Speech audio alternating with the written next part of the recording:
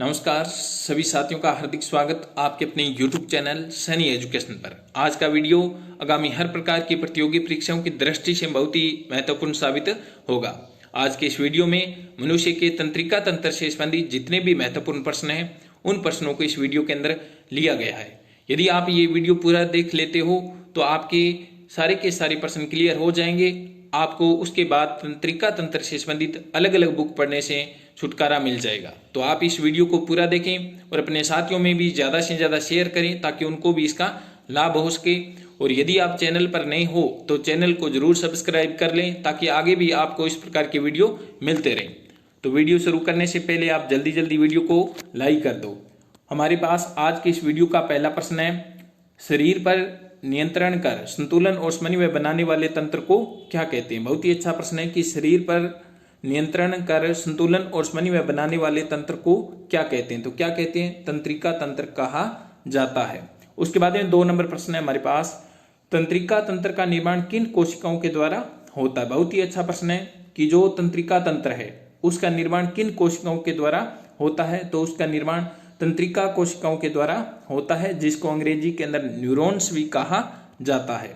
उसके बाद में 3 नंबर प्रश्न है हमारे पास, मनुष्य के तंत्रिका तंत्र का निर्माण भ्रूण के किस स्तर से होता है। बहुत ही अच्छा प्रश्न है और बहुत बार ये परीक्षा के अंदर पूछा जा चुका है। तो मनुष्य के तंत्रिका तंत्र का निर्माण भ्रूण के एक्टोडर्म से होता है। उसके बाद में हमारे पास 4 नंबर प्रश्न है, मानव के तंत्रिका तंत्र को कितने भागों में बांटा गया है। तो मानव के तंत्रिका तंत्र को 3 भागों के अंदर बांटा गया है। उसके बाद में हमारे पास 5 नंबर प्रश्न है, मानव के तंत्रिका तंत्र के 3 भाग कौन से हैं। अब मानव के तंत्रिका तंत्र को 3 भागों में बांटा गया है, तो वो 3 भाग कौन कौन से हैं। एक तो है केंद्रीय तंत्रिका तंत्र जिसको CNS भी कहा जाता है। दूसरा है परिधीय तंत्रिका तंत्र जिसको PNS भी कहा जाता है। उसके बाद में 3 नंबर है स्वायत्त तंत्रिका तंत्र जिसको ANS भी कहा जाता है। तो ये था मानव का तंत्रिका तंत्र जिसको 3 भागों के अंदर बांटा गया है।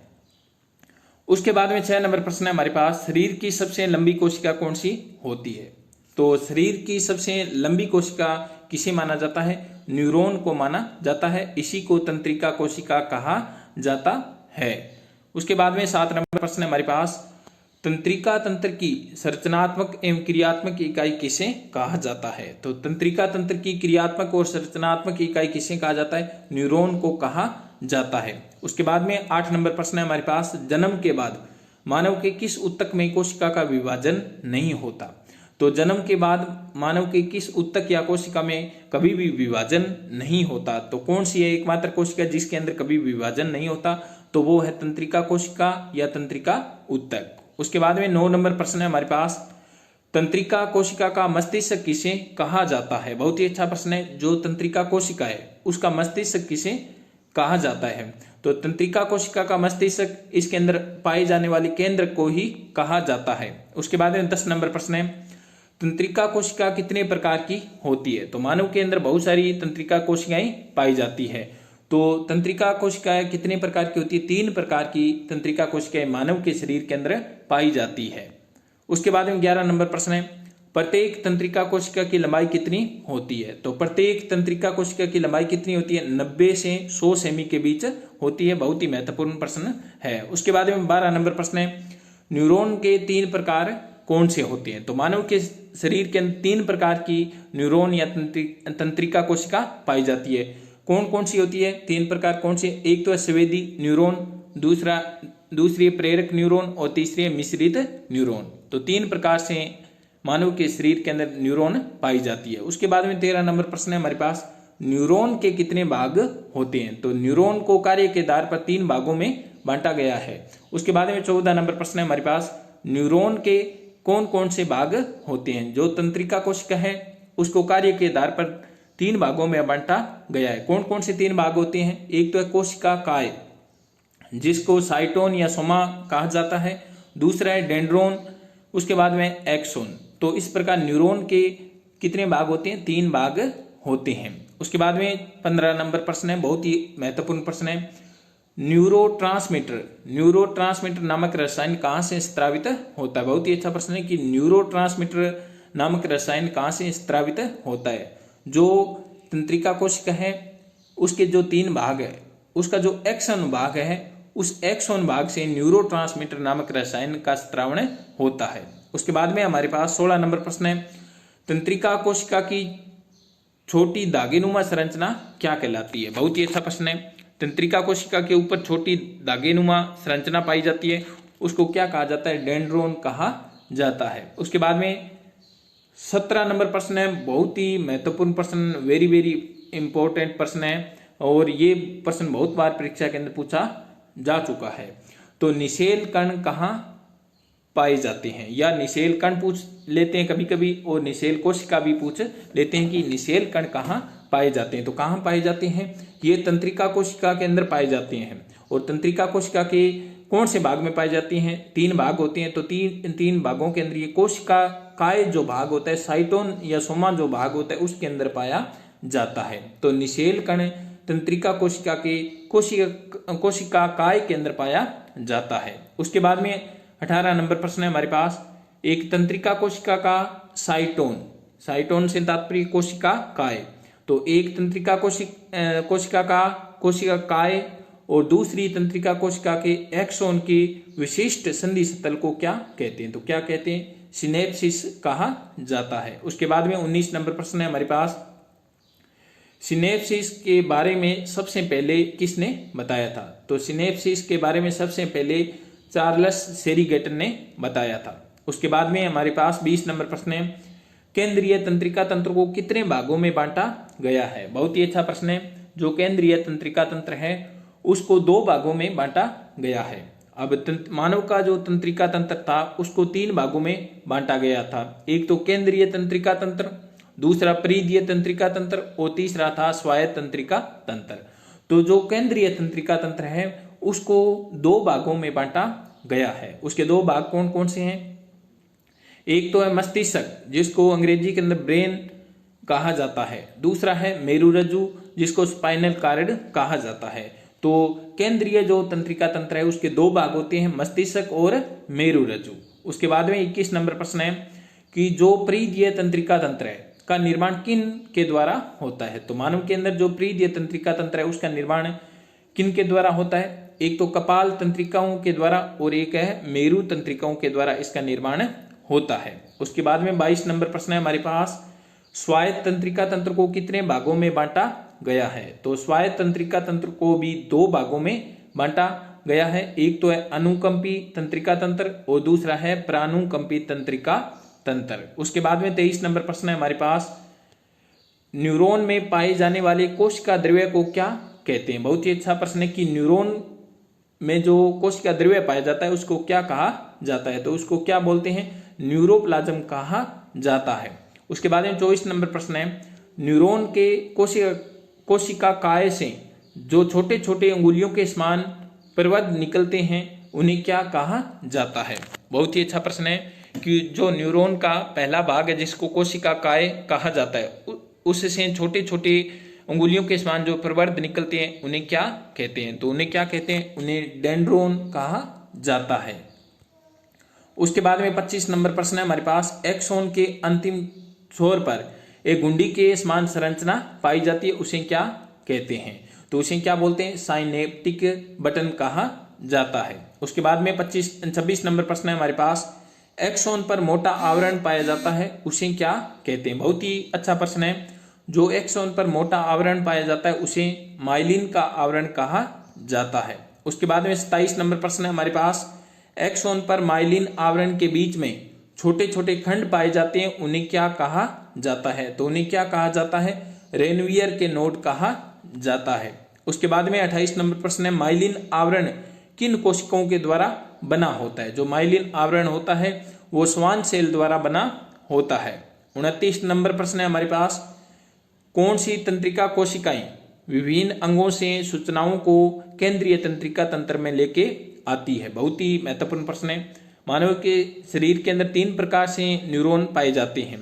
कौन कौन से, जैसे स्वेदी तंत्रिका तंत्रिका कोशिकाएं, उसके बाद में प्रेरक तंत्रिका कोशिकाएं और मिश्रित तंत्रिका कोशिकाएं।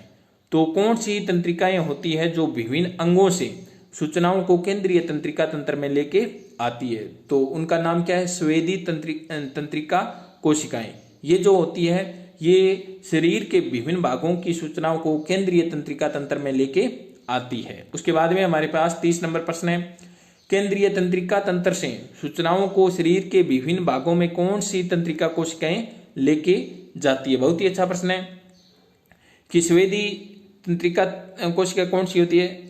शरीर के विभिन्न भागों से सूचनाओं को केंद्रीय तंत्रिका तंत्र में लेके आती है। और अब प्रश्न पूछा गया कि केंद्रीय तंत्रिका तंत्र से सूचनाओं को शरीर के विभिन्न भागों में लेकर कौन सी तंत्रिका कोशिकाएं लेकर जाती है? तो कौन सी लेके जाती है? केंद्रीय तंत्रिका तंत्र से सूचनाओं को शरीर के विभिन्न भागों में चालक तंत्रिका कोशिका लेके जाती है। उसके बाद में 31 नंबर प्रश्न है हमारे पास, उद्दीपन के कारण तंत्रिका कोशिकाओं का उत्तेजित होना क्या कहलाता है? बहुत ही अच्छा प्रश्न है कि उद्दीपन के कारण तंत्रिका कोशिकाओं का उत्तेजित होना क्या कहलाता है? तो क्या कहलाता है? तंत्रिका आवेग कहलाता है। बहुत ही अच्छा प्रश्न। उसके बाद में 32 नंबर प्रश्न है हमारे पास, मनुष्य में तंत्रिका आवेग का संचरण किन आयनों पर निर्भर करता है? बहुत ही महत्वपूर्ण प्रश्न है, बहुत बार ये परीक्षा के अंदर पूछा जा चुका है। तो मनुष्य में तंत्रिका आवेग का संचरण किन आयनों पर निर्भर करता है? तो सोडियम और पोटेशियम आयनों पर निर्भर करता है। बहुत ही महत्वपूर्ण प्रश्न। उसके बाद में 13 नंबर प्रश्न है, मनुष्य में सामान्य परिस्थिति में तंत्रिका आवेग का संचरण कितने मीटर प्रति सेकंड होता है? बहुत ही महत्वपूर्ण प्रश्न है। तो कितने मीटर प्रति सेकंड होता है? 45 मीटर होता है प्रति सेकंड। उसके बाद में 34 नंबर प्रश्न है हमारे पास, मनुष्य के शरीर का समन्वय किसके द्वारा होता है? तो मनुष्य के शरीर का समन्वय तंत्रिका तंत्र और अंतःस्रावी तंत्र द्वारा होता है। उसके बाद में 35 नंबर प्रश्न है हमारे पास, मनुष्य अन्य प्राणियों की तुलना में सबसे अधिक बुद्धिमान क्यों होता है? बहुत ही अच्छा प्रश्न है कि जो मनुष्य है वो अन्य प्राणियों की तुलना में सबसे अधिक बुद्धिमान क्यों है? तो क्यों है कि मनुष्य का जो मस्तिष्क है सबसे अधिक विकसित है एवं आकार में भी सबसे बड़ा होता है। उसके बाद में 36 नंबर प्रश्न है हमारे पास, शरीर के विभिन्न भागों से सूचनाओं को कोशिका काय में लेकर कौन आता है? बहुत ही अच्छा प्रश्न है कि शरीर के विभिन्न भागों से जो भी सूचना होती है उनको कोशिका काय में लेकर कौन आता है? तो कौन आता है? डेंड्रोन आता है। उसके बाद में हमारे पास 37 नंबर प्रश्न है, एक तंत्रिका कोशिका से सूचनाओं को दूसरी तंत्रिका कोशिका में पहुंचाने का काम कौन करता है? बहुत ही अच्छा प्रश्न है कि एक तंत्रिका कोशिका से सूचनाओं को दूसरी तंत्रिका कोशिका में पहुंचाने का काम एक्सोन करता है। उसके बाद में हमारे पास 38 नंबर प्रश्न है, मनुष्य के मस्तिष्क का भार लगभग कितना होता है? बहुत ही अच्छा प्रश्न है, बहुत बार ये पूछा जा चुका है प्रश्न कि मनुष्य के मस्तिष्क का भार कितना होता है? तो कितना होता है? 1400 ग्राम होता है। 1400 ग्राम होता है। यदि हम बात करें किलो के अंदर तो 1.4 किलोग्राम होता है। उसके बाद में हमारे पास 39 नंबर प्रश्न है, मानव के संपूर्ण शरीर में होने वाली क्रियाओं का संचालन किसके द्वारा होता है? तो मानव के संपूर्ण शरीर में होने वाली क्रियाओं का संचालन किसके द्वारा होता है? मस्तिष्क के द्वारा होता है। उसके बाद में हमारे पास 40 नंबर प्रश्न है, मस्तिष्क के ऊपर कितनी झिल्लियों का आवरण पाया जाता है? बहुत ही अच्छा प्रश्न है कि मस्तिष्क जो होता है उसके ऊपर भारी आघातों से सुरक्षा करने के लिए 3 झिल्लियां पाई जाती है। उसके बाद में हमारे पास कौन कौन सी 3 झिल्लियां होती है? ड्यूरामेटर सबसे बाहर की परत, उसके बाद में रेक्नोइड मध्य की परत होती है, उसके बाद में पाया मीटर ये अंतिम परत होती है। तो पूछ लेते हैं कि इनका क्रम किस प्रकार से होता है। तो सबसे बाहर की परत कौन सी होती है? मस्तिष्क के ऊपर ड्यूरामेटर। उसके बाद में मध्य की परत कौन सी होती है? रेक्नोइड होती है। और अंतिम परत कौन सी होती है? पाया मीटर होती है।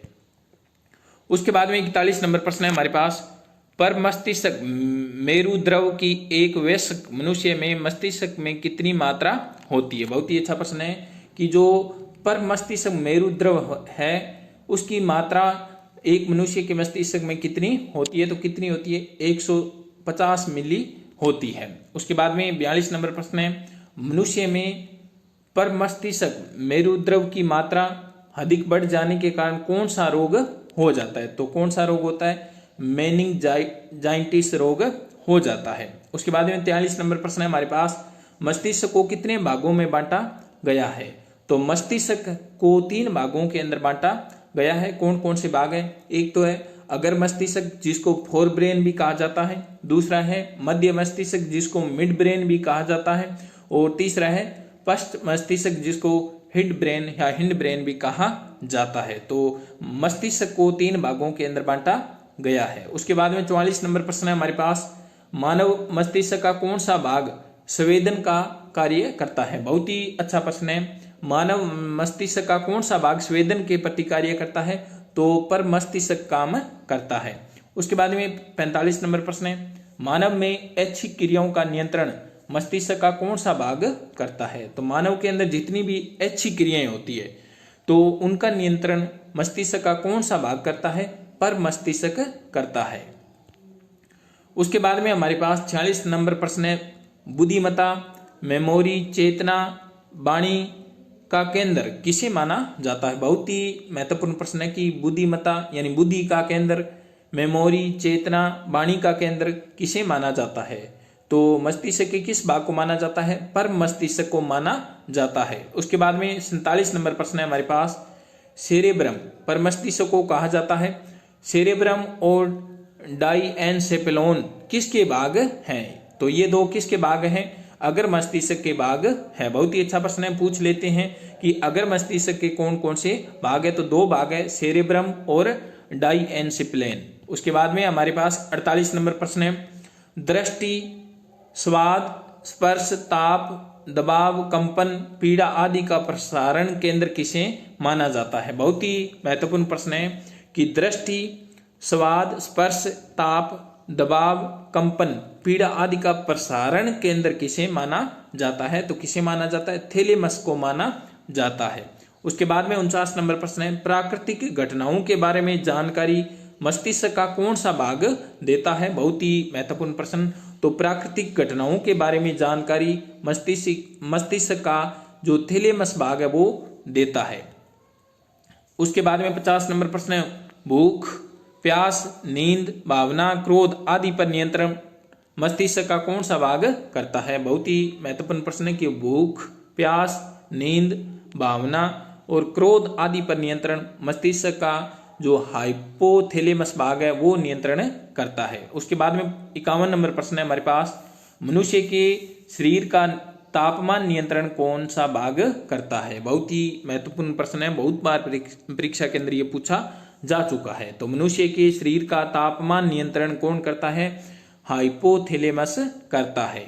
उसके बाद में हमारे पास 52 नंबर प्रश्न है, पीयूष ग्रंथि पर नियंत्रण मस्तिष्क का कौन सा भाग करता है? तो पीयूष ग्रंथि पर नियंत्रण मस्तिष्क का कौन सा भाग करता है? हाइपोथैलेमस करता है। 52 नंबर प्रश्न है हमारे पास शरीर की हेडमास्टर ग्रंथि किसे कहा जाता है? तो शरीर की हेडमास्टर ग्रंथि किसे कहा जाता है? हाइपोथैलेमस को कहा जाता है, क्योंकि यह पीयूष ग्रंथि पर नियंत्रण रखती है या रखता है। उसके बाद में 54 नंबर प्रश्न है, शरीर का सर्वोच्च कमांडर किसे कहा जाता है? तो शरीर का सर्वोच्च कमांडर किसे कहा जाता है? हाइपोथैलेमस को कहा जाता है। उसके बाद में 55 नंबर प्रश्न है हमारे पास, कोर्पोरा क्वाड्रिजेमिना किसका भाग है? बहुत बार ये प्रश्न पूछा जा चुका है कि कोर्पोरा क्वाड्रिजेमिना किसका भाग है? तो किसका भाग है? मध्य मस्तिष्क का भाग है। उसके बाद में हमारे पास 56 नंबर प्रश्न है, पश्च मस्तिष्क को कितने भागों में बांटा गया है? बहुत ही अच्छा प्रश्न है। तो कितने भागों में बांटा गया? 3 भागों में बांटा गया है। कौन कौन से भाग है? अनुमस्तिष्क, पोन्स वेरोलाई और तीसरा है मेंडुला आंवला गेंटा। तो ये 3 भाग किसके भाग है? पर पश्च मस्तिष्क के भाग है। उसके बाद में हमारे पास 57 नंबर प्रश्न है, मस्तिष्क का सबसे बड़ा भाग कौन सा होता है? बहुत ही महत्वपूर्ण प्रश्न है कि मस्तिष्क का सबसे बड़ा भाग कौन सा होता है? तो कौन सा होता है? पर मस्तिष्क का सबसे बड़ा भाग होता है। उसके बाद में पूछ ले कि सबसे छोटा भाग कौन सा होता है? तो जो अभी हमने पढ़ा कोर्पोरा क्वाड्रिजेमिना, वो मस्तिष्क का सबसे छोटा भाग होता है। उसके बाद में 58 नंबर प्रश्न है हमारे पास, मस्तिष्क का दूसरा सबसे बड़ा भाग कौन सा होता है? तो पर मस्तिष्क सबसे बड़ा, उसके बाद में जो बड़ा भाग होता है मस्तिष्क का वो कौन सा होता है? अनुमस्तिष्क होता है। उसके बाद में हमारे पास 59 नंबर प्रश्न है, मनुष्य के शरीर का गायरोस्कोप किसे कहा जाता है। बहुत ही महत्वपूर्ण प्रश्न है कि मनुष्य के शरीर का गायरोस्कोप किसे कहा जाता है, तो किसे कहा जाता है, सेरिबेलम को कहा जाता है। 60 नंबर प्रश्न है हमारे पास, मनुष्य के शरीर का संतुलन कौन सा भाग बनाता है। बहुत ही महत्वपूर्ण प्रश्न है, बहुत बार ये परीक्षा के अंदर पूछा जा चुका है। वेरी वेरी इंपॉर्टेंट प्रश्न है कि मनुष्य के शरीर का संतुलन कौन सा भाग बनाता है, तो कौन सा भाग बनाता है, अनुमस्तिष्क बनाता है, जिसको सेरिबेलम भी कहा जाता है। उसके बाद में 61 नंबर प्रश्न है, बहुत ही महत्वपूर्ण प्रश्न है, शराब पीने पर मस्तिष्क का कौन सा भाग सबसे अधिक प्रभावित होता है। तो शराब पीने पर मस्तिष्क का सबसे अधिक प्रभावित होने वाला कौन सा भाग है, अनुमस्तिष्क या सेरिबेलम होता है। उसके बाद में 62 नंबर प्रश्न है हमारे पास, चलने फिरने दौड़ने लिखने आदि क्रियाओं का सुगम कौन बनाता है। आदि क्रियाओं को सुगम कौन बनाता है, चलने फिरने दौड़ने लिखने या आदि में संतुलन कौन बनाता है, तो संतुलन बनाने का काम कौन करता है, अनुमस्तिष्क करता है। उसके बाद में हमारे पास 63 नंबर प्रश्न है, मस्तिष्क का सबसे अंतिम भाग कौन सा होता है। तो पहला भाग पूछे मस्तिष्क का तो परमस्तिष्क आता है। उसके बाद में यदि अंतिम भाग पूछे कि मस्तिष्क का सबसे लास्ट वाला अंतिम भाग कौन सा होता है, तो मेडुला ऑब्लांगेटा होता है।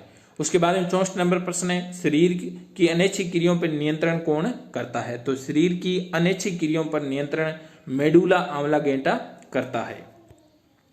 उसके बाद में हमारे पास है कि शरीर की जो ऐच्छिक क्रियाएं हैं उन पर नियंत्रण अभी हमने पढ़ा था कि परमस्तिष्क करता है, और अनैच्छिक क्रियाएं पूछे तो कौन करता है, मेडुला ऑब्लांगेटा करता है। ये दोनों याद रखना। उसके बाद में 65 नंबर प्रश्न है हमारे पास, पर प्रतिवर्ती क्रियाओं पर नियंत्रण व संचालन कौन करता है। बहुत ही अच्छा प्रश्न है कि जो प्रतिवर्ती क्रियाएं होती है उन पर नियंत्रण और उनका संचालन कौन करता है, तो मेरुरज्जु करता है।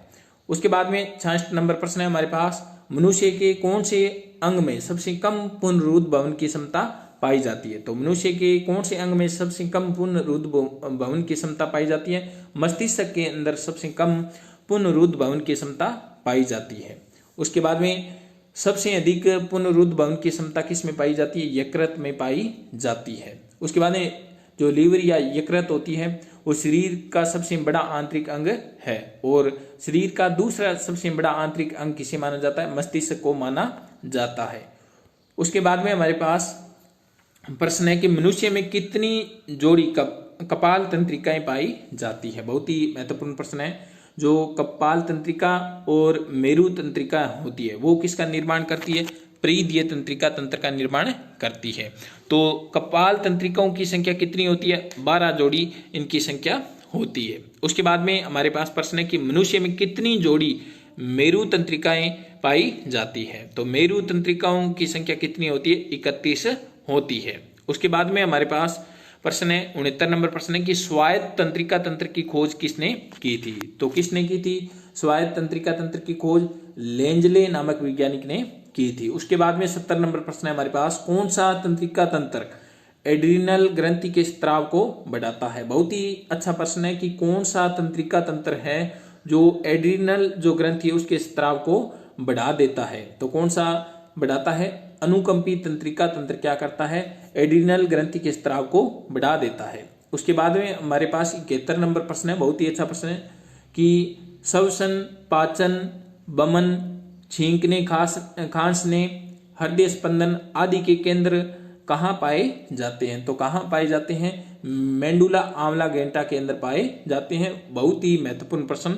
उसके बाद में 72 नंबर प्रश्न है हमारे पास, अश्रु लार स्त्रावण नेत्रों की गतिशीलता का नियंत्रण कौन करता है। बहुत ही महत्वपूर्ण प्रश्न है कि अश्रु लार स्त्रावण नेत्रों की गतिशीलता का नियंत्रण कौन करता है। तो कौन करता है, पोन्स वेरोलाई करता है।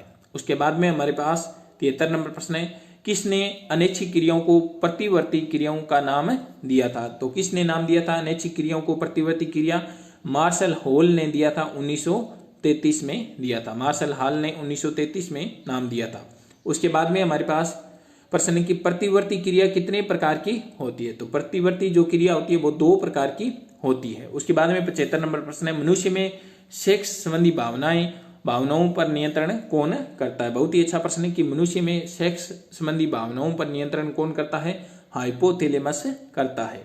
उसके बाद में हमारे पास प्रश्न है कि शरीर का सबसे छोटा यानी शरीर का छोटा मस्तिष्क किसे कहा जाता है। बहुत ही अच्छा प्रश्न है कि शरीर का छोटा मस्तिष्क किसे कहा जाता है, तो किसे कहा जाता है, सेरिबेलम को कहा जाता है। उसके बाद में हमारे पास 77 नंबर प्रश्न है, मस्तिष्क का कौन सा भाग देखने और सुनने से संबंधित है। बहुत ही अच्छा प्रश्न है। तो मस्तिष्क का कौन सा भाग है, जो मध्य मस्तिष्क का भाग है कोर्पोरा क्वाड्रिजेमिना, वह देखने और सुनने से संबंधित है। उसके बाद में हमारे पास 78 नंबर प्रश्न है, मस्तिष्क की गुहाएं क्या कहलाती है। मस्तिष्क के अंदर जो गुहाएं पाई जाती है उन्हें क्या कहा जाता है, उन्हें वेंट्रिकल कहा जाता है। उसके बाद में हमारे पास प्रश्न है, मनुष्य के शरीर का सबसे अधिक कोमल अंग कौन सा है। बहुत ही महत्वपूर्ण प्रश्न है। मनुष्य के शरीर का सबसे अधिक कोमल अंग किसे माना जाता है, मस्तिष्क को माना जाता है। मस्तिष्क को ही शरीर का राजा और सीपीयू कहा जाता है। उसके बाद में हमारे पास 80 नंबर प्रश्न है, बहुत ही महत्वपूर्ण प्रश्न है, अगर मस्तिष्क संपूर्ण मस्तिष्क का लगभग कितने भाग का निर्माण करता है। बहुत ही महत्वपूर्ण प्रश्न है। जो अगर मस्तिष्क होता है वह संपूर्ण मस्तिष्क का लगभग कितने प्रतिशत भाग बनाता है, तो 2/3 भाग का निर्माण करता है। उसके बाद में हमारे पास 81 नंबर प्रश्न है, मेरु रज्जु के अनुप्रस्थ काट में, जो मेरु रज्जु होता है उसके अनुप्रस्थ काट में धूसर द्रव्य का आकार दिखाई देता है। तो आकार कैसा दिखाई देता है, तितली के समान आकार दिखाई देता है। उसके बाद में हमारे पास 82 नंबर प्रश्न है, प्रतिबंधित प्रतिवर्ती क्रिया पर प्रयोग करने वाले वैज्ञानिक कौन थे। बहुत ही महत्वपूर्ण प्रश्न है कि प्रतिबंधित प्रतिवर्ती क्रियाओं पर नियंत्रण करने वाले वैज्ञानिक कौन थे, तो कौन थे, पावलोव थे। उसके बाद में हमारे पास 83 नंबर प्रश्न है, मेटासील कहाँ पाई जाती है। तो हमारे पास प्रश्न था कि मेटासील कहाँ पाई जाती है, तो कहाँ पाई जाती है मेटासील, मेंडुला आंवला गेंटा के अंदर पाई जाती है। उसके बाद में हमारे पास 84 नंबर प्रश्न है, मस्तिष्क से निकलने वाली तंत्रिकाओं को क्या कहते हैं। बहुत ही अच्छा प्रश्न है। जो मस्तिष्क से तंत्रिकाएं निकलती है उनको क्या बोलते हैं, क्रेनियल तंत्रिकाएं कहा जाता है।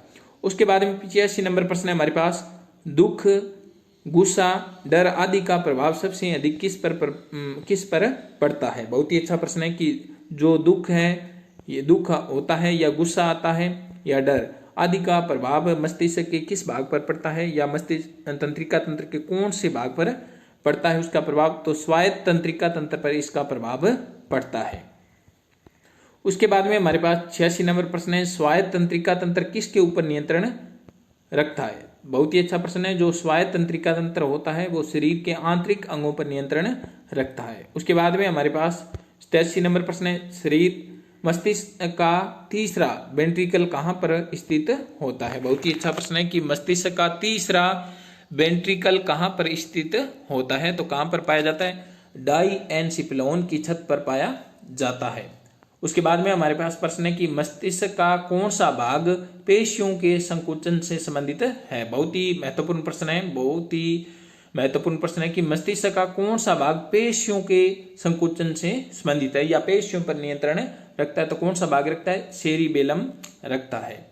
उसके बाद में हमारे पास प्रश्न है कि प्रतिवर्ती क्रिया का सही क्रम है। बहुत बार ये परीक्षा के अंदर पूछा जा चुका है। तो प्रतिवर्ती क्रिया का सही क्रम क्या है, उद्दीपन, उसके बाद में संवेदी, उसके बाद में प्रेरक और उसके बाद में प्रतिक्रिया, ये प्रतिवर्ती क्रियाओं का सही क्रम है। उसके बाद में 90 नंबर प्रश्न है हमारे पास, बहुत ही अच्छा प्रश्न है, मस्तिष्क के गंध ज्ञान का केंद्र है। बहुत ही अच्छा प्रश्न है कि मस्तिष्क के गंध ज्ञान का केंद्र किसे माना जाता है, तो घ्राण पालियां जो है वो गंध ज्ञान का केंद्र होती है। उसके बाद में हमारे पास 91 नंबर प्रश्न है, मेरु रज्जु की परिधि पर क्या पाया जाता है। तो मेरु रज्जु जो होता है उसकी परिधि पर कौन सा द्रव्य पाया जाता है, श्वेत द्रव्य पाया जाता है। उसके बाद में हमारे पास 92 नंबर प्रश्न, किस में H आकार का ग्रे पदार्थ पाया जाता है। तो किस में H के आकार का ग्रे पदार्थ पाया जाता है, स्पाइनल कॉर्ड के अंदर पाया जाता है। 93 नंबर प्रश्न है हमारे पास, किसी व्यक्ति की एक दुर्घटना में स्मृति खत्म हो जाती है तो उसका कौन सा अंग दुर्घटनाग्रस्त हुआ होगा। तो कौन सा हुआ होगा, उसकी स्मृति यदि खत्म हो जाती है तो सेरिब्रम या जिसको पर मस्तिष्क भी कहा जाता है वो दुर्घटनाग्रस्त हुआ होगा। उसके बाद में हमारे पास 94 नंबर प्रश्न है, मेरु रज्जु की लंबाई होती है। ये प्रश्न बहुत बार परीक्षा के अंदर पूछा जा चुका है। तो मेरु रज्जु की लंबाई कितनी होती है? 42 से लेके 45 सेमी तक होती है। उसके बाद में 95 नंबर प्रश्न है कि मेरु रज्जु का वह भाग जो सामान्य से मोटा हो जाता है क्या कहलाता है? तो मेरु रज्जु का वह भाग जो सामान्य से मोटा हो जाता है उसे क्या बोलते हैं? कोरडा इक्विना कहा जाता है। उसके बाद में 96 नंबर प्रश्न है हमारे पास, कौन सा तंत्रिका तंत्र विपरीत परिस्थितियों में कार्य करता है? बहुत ही अच्छा प्रश्न है कि कौन सा तंत्रिका तंत्र विपरीत परिस्थितियों में कार्य करता है? तो अनुकंपी तंत्रिका तंत्र जो होता है वो विपरीत परिस्थितियों में कार्य करता है। उसके बाद में 97 नंबर प्रश्न है हमारे पास, कौन सा तंत्रिका तंत्र अनुकूल परिस्थितियों में कार्य करता है? तो अनुकूल परिस्थितियों में कार्य कौन सा तंत्रिका तंत्र करता है? प्रानुकंपी तंत्रिका तंत्र करता है।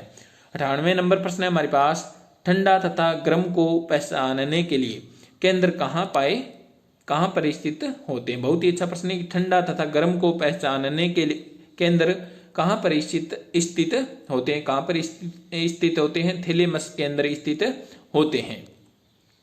उसके बाद में 99 नंबर प्रश्न है हमारे पास, सेरिबेलम में फैले श्वेत द्रव्य को क्या कहते हैं? बहुत ही अच्छा प्रश्न है। जो सेरिबेलम है उसके अंदर जो श्वेत द्रव्य फैला रहता है उसको जीवन वृक्ष या अर्बर बिटाए कहा जाता है। उसके बाद में हमारे पास 100 नंबर प्रश्न है कि पुरकंजे सेल्स कहाँ पाई जाती है? तो पुरकंजे सेल्स कहाँ पाई जाती है? मस्तिष्क में पाई जाती है। और यदि पुरकंजे तंतु पूछे तो हृदय में पाए जाते हैं। बहुत ही महत्वपूर्ण। उसके बाद में 101 नंबर प्रश्न है हमारे पास, मस्तिष्क की कौन सी परत में रुधिर कणिकाओं का जाल पाया जाता है? तो मस्तिष्क के ऊपर 3 परतें पाई जाती है, हम पढ़ चुके हैं।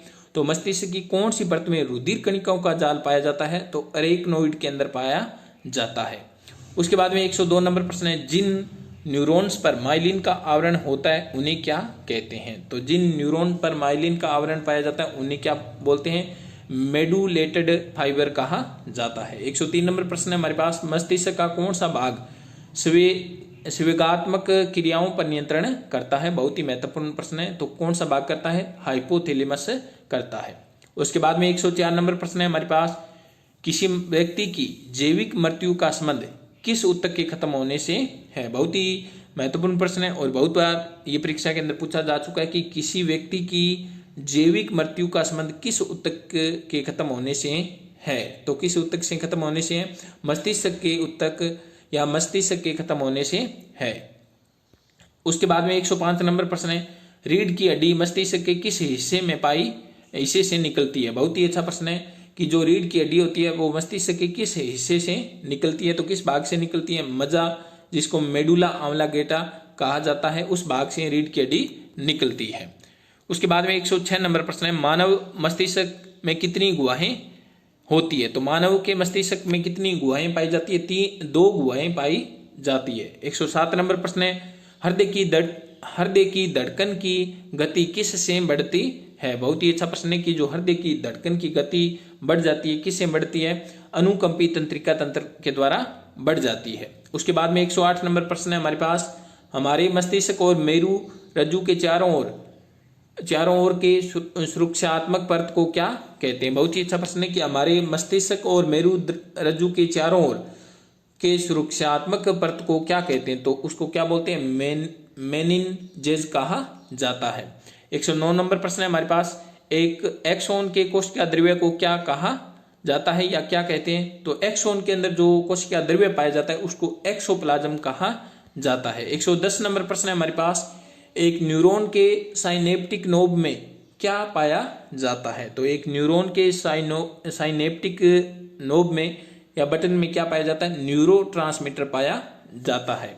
उसके बाद में 111 नंबर प्रश्न है, यदि मनुष्य के मस्तिष्क में रक्त बहना बंद हो जाएगा तो मनुष्य अपनी चेतना कितने समय के लिए खो देगा? तो कितने समय के लिए खो देगा? 5 सेकंड के अंदर 5 सेकंड के लिए खो देगा। 112 नंबर प्रश्न है हमारे पास, मस्तिष्क का प्रसारण केंद्र किसे कहा जाता है? बहुत ही महत्वपूर्ण प्रश्न है कि मस्तिष्क का प्रसारण केंद्र किसे कहा जाता है? तो थैलेमस को कहा जाता है। उसके बाद में 113 नंबर प्रश्न है हमारे पास, 2 न्यूरॉन के बीच के अवकाश को क्या कहते हैं? बहुत ही महत्वपूर्ण प्रश्न है कि दो न्यूरॉन के बीच जो अवकाश पाया जाता है उसको सिनेप्टिक दरार कहा जाता है।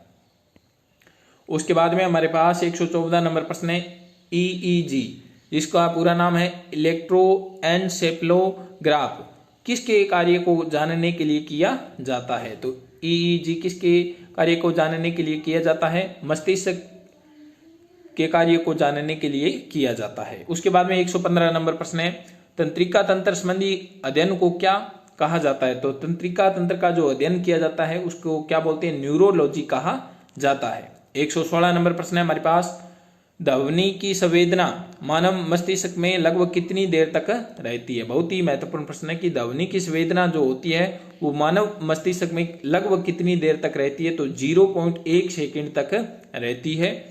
उसके बाद में 117 नंबर प्रश्न है हमारे पास मानव मस्तिष्क का कौन सा भाग मुख्य रूप से चिंतन के लिए जिम्मेदार है? बहुत ही महत्वपूर्ण प्रश्न है कि मानव मस्तिष्क का कौन सा भाग मुख्य रूप से चिंतन के लिए जिम्मेदार है? तो अगर मस्तिष्क जो होता है वो चिंतन के लिए जिम्मेदार होता है।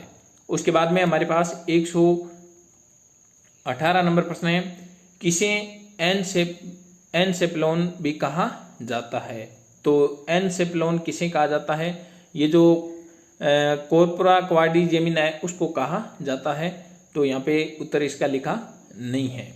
उसके बाद में हमारे पास 119 नंबर प्रश्न है कि मस्तिष्क का वह कौन सा हिस्सा है जो शरीर और परमस्तिष्क के बीच रिले स्टेशन के रूप में कार्य करता है? बहुत ही महत्वपूर्ण प्रश्न है कि मस्तिष्क का वह कौन सा हिस्सा है जो शरीर और मस्तिष्क के बीच रिले स्टेशन के रूप में कार्य करता है? तो उसका क्या नाम है?